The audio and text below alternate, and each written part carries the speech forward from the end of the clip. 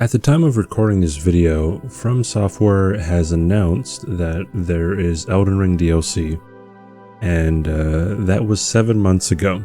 And as a From Software veteran, someone who's been playing the game for nearly a decade now, at least back when Dark Souls 1 was a thing, I wanted to give my thoughts about what we should expect from the DLC and maybe stuff that I am looking forward to in the DLC.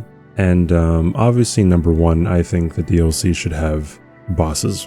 When you look back in the other From Software games, all the DLCs have some kind of boss that becomes a fan favorite, becomes a classic, and everyone talks about. Till this day, you always hear people talk about Gale, Midir, Artorias, Manus, Calamite, Sir Alone, Orphanakos, so many bosses that appear in the DLCs, and I think From Software has a knack for putting their best work in terms of boss design somewhere in, well, the DLCs. And if From Software's repertoire and if From Software's history is any indication, then I think that we should be looking at something that is going to be very impressive, and that's going to be a fan favorite. To be more specific, when it comes to bosses, I would love for a few specific bosses to be incorporated somehow. Number one would be a Melina fight, and I think Melina is kind of an underutilized character so far within Elden Ring's world. You do see kind of a lot of her depending on how you play the game, but I think there's some open-ended questions whenever there's certain things that you do in Elden Ring. And I think that with this DLC, From Software can help to develop Melina's character even further. And if we do have a Melina fight, it would be great if From Software can go back to the roots kind of with Bloodborne, where you can kind of choose a different final boss, right? Because with the Frenzied Flame ending, Melina says that, you know, she can no longer stay with you, and if you become the Lord of Frenzy, then she would have to kill you. And obviously there's the end credits scene where she walks in the arena that you fight Radagon in. So, obviously, having a Melina fight is a no-brainer. The only issue that I can see coming about this is she is an NPC, and NPC fights have not really been the kindest whenever it came to From Software. For example, you have Half-Light and you have Gravetender. Maybe those are fan favorites outside of the challenge run community, but being a challenge runner myself, I do not like them, and a lot of people don't within the challenge running community, but that's neither here nor there. If they can make an NPC fight work for Melina, that would be fantastic. But we're just gonna have to see, right? Secondly, I would love a Godwin fight, kind of like Melina, but even more so. Godwin is not really in the conversation. He kind of is, but you kind of have to go digging, right? In terms of lore, and I think that since From Software hasn't really shied away from time travel in the past, you know, especially in all three Dark Souls, actually, there is some kind of either time travel or memory that you have to delve back into. And when it comes to time travel with Elden Ring, I think that'd be a perfect opportunity to fight Godwin, right? Before he inevitably dies. I don't really have much to say about Godwin, just I think it'd be a really nice fight to have, especially for all the lore nerds out there. Thirdly, I would love a fight with Miquella. Again, time travel can be a thing that From Software can do, or they can't do, whatever, but I think a Miquella fight, I think a lot of people in the community probably are wanting a Miquella fight in some way, shape, or form. I have no idea how they would do it. I don't know if we would fight a grown-up version of Miquella. I don't know how we would access the fight. Who knows, right? But again, with more, I guess, characterization and more on-screen presence of Miquella, some kind of personality given to him, that would be fantastic.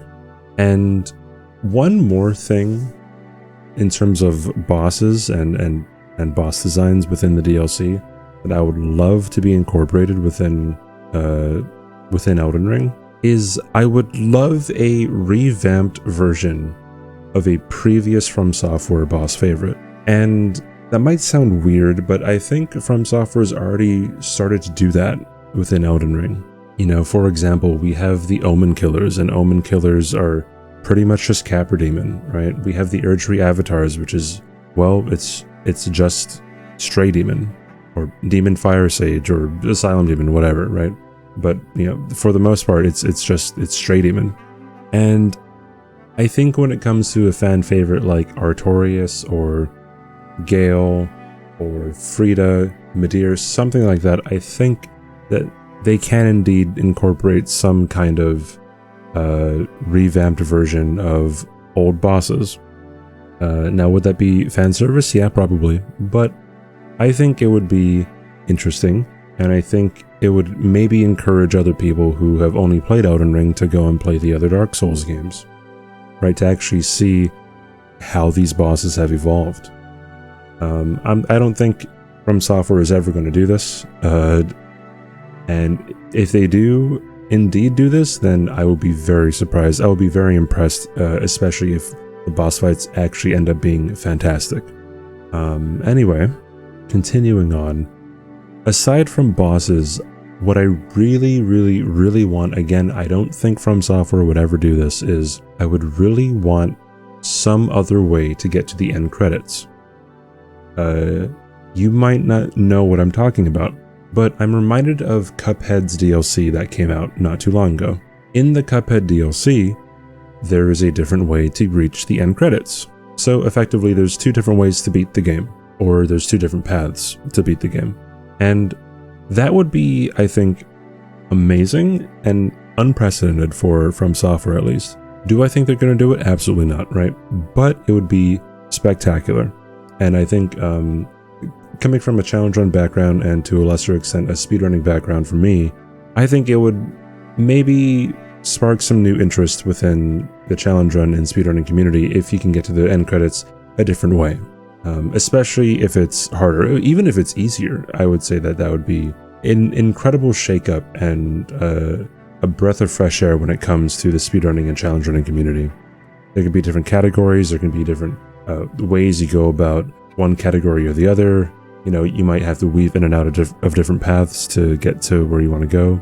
But, I mean, again, I don't think that this is going to be implemented at all. But there's a chance, because, again, Cuphead has already done it, and Cuphead is kind of viewed as being just as hard as Souls-like games. So, we'll see. And the last thing that I was thinking about when it comes to DLC is I would love to see new areas that are purposeful. And what I mean by that is I don't want to have another Mountaintops of the Giants where it's pretty much just a straight line to get from Morgott to Fire Giant. And sure, along the way you can fight a multitude of bosses, but there isn't really anything to do to advance the story. If you want to get from one required boss to the next required boss, you know, from Morgott to Fire Giant, you have to be running and ride Torrent for about 5 minutes. And I think it would be a shame if we had this DLC that we have to pay for, and for a lot of it we would just be riding Torrent and kind of doing nothing.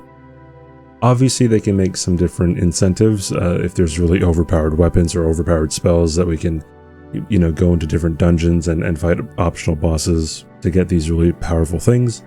There would be incentives to do that, and that would be kind of good. Although I don't know how they would really balance this when it comes to not making it pay to win for PvP's sake. But I mean, that could be an option. But I would love there to be more purpose, or maybe just ban Torrent altogether when it comes to DLC and not allow you to ride him at all. Not sure how that would work, but I mean, they already did it before with the other Dark Souls games. The other Dark Souls games didn't even have horse riding, so they can do it, right? And one thing that I kind of want to end on is one of the most common critiques of Elden Ring is there are a lot of repeat bosses. In fact, currently in the game, there are only 11 unique bosses that you can fight. A lot of them are NPC fights, I believe, but you know, there's your Radahn, Renala, Rykard, NPC fights like Adon, Esger Piece of Blood, and the Necromancer, things like that.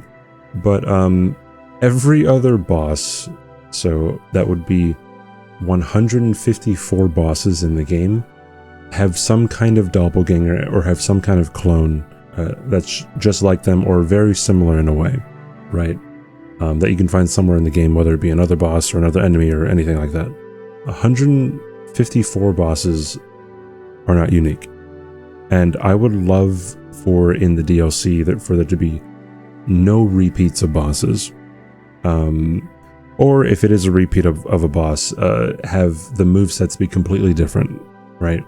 Or if it is a repeat of a boss, I would love for there to be some kind of fan favorite from a different game to come back, right? Because I think if you are going to require people to pay however much this DLC is going to cost, I really do think that there should be a much different experience than what they can get in the base game. And I think it would definitely make it less stale whenever it came to actually playing through the DLC and experiencing something new. And one final thing, I know I said it was a final thing before, but bear with me here.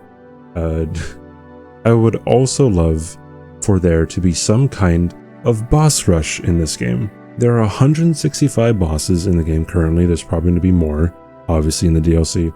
165 bosses, and we don't have a boss rush mode.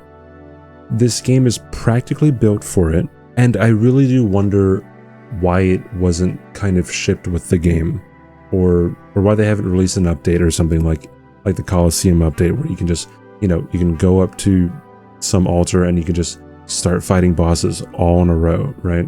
Again, maybe that's just my challenge run brain. Maybe I don't want to be riding on torrent forever and ever, but I think it would be pretty interesting. And obviously, well, hopefully, I would assume that the new DLC bosses would be included in that boss rush mode. But I mean, it's From Software. They're kind of unpredictable when it comes to these kinds of things. So we'll see. This is just me kind of rambling and talking about my thoughts about what I want to see in the DLC and what I want From Software to do with the community and help the community grow. And I hope that some of the things that I've said today do come to fruition. Not all of them have to, obviously. I'm just one person with my own opinions. But I think additionally what I really, really want is for things that I didn't even think of to be in the DLC that are going to amaze me, right? As I'm sitting here now, I'm thinking of a whole bunch of things that could be in the DLC, like horse armor or horse races and horse races in the Colosseum, or customizing your horse armor. Things like that would be amazing. But I guess we'll just have to wait to see. When From Software announced Elden Ring initially, it took them 2 years to say anything else about the game. And as I'm sitting here now, it looks like it's been 7 months since they've announced the DLC, and we still have no other information. We don't have a release date. We don't have anything other than the name, which is Shadow of the Erdtree, and a screenshot of presumably Marika in a field. But I don't know. We will see what From Software delivers, and I hope they hit it out of the park. Thank you for listening to my ramblings, and I really do hope you have a great rest of your day. Thank you.